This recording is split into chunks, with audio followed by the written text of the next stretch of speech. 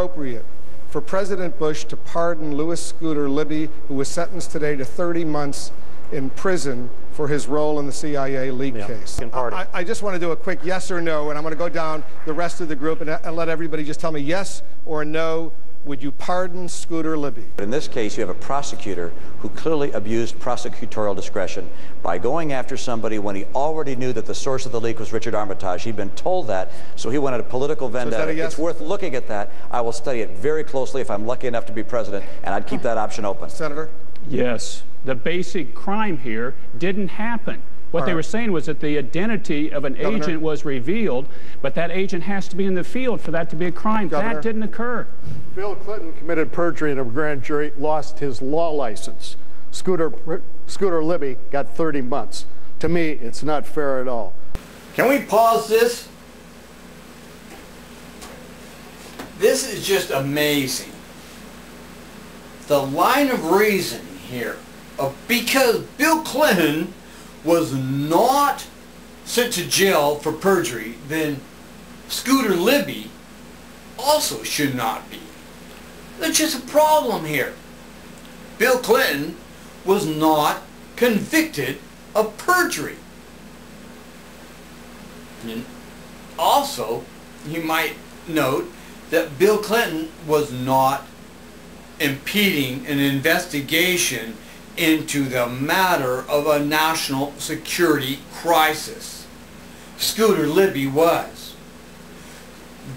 The Republicans did everything to thwart the investigation into the outing of a CIA agent. They lied about what her role was. She was covert. She was so secret that she, in her role overseas, if she was caught, she had no diplomatic immunity. She would, if they caught her, that was it. It was her life. And what was she working on that was so important? She was investigating Iran's weapons of mass destruction.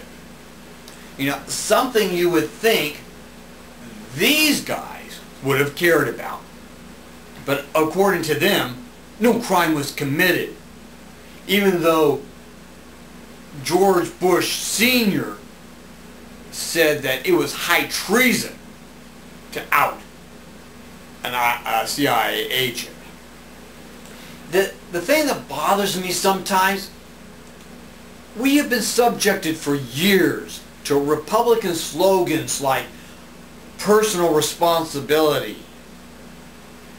Yet, where's the personal responsibility here? Scooter Libby lied, committed perjury, was convicted upon it, not by a liberal Democratic judge, by a judge appointed by Bush Jr.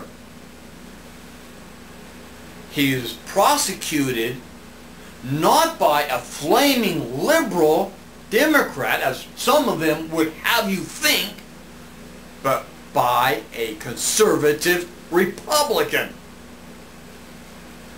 You know, it seems that they hide so much because they have so much to fear.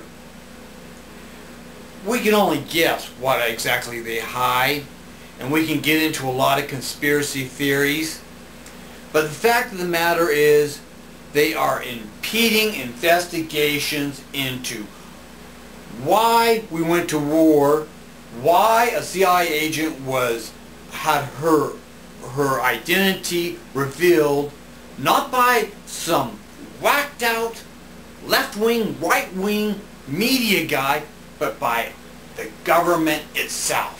And why was that? Her husband, another Republican, went over and investigated the claims that Nigeria was selling yellow cape uranium to Saddam Hussein for a nuclear bomb. The big claim, we are 45 minutes from a nuclear blast.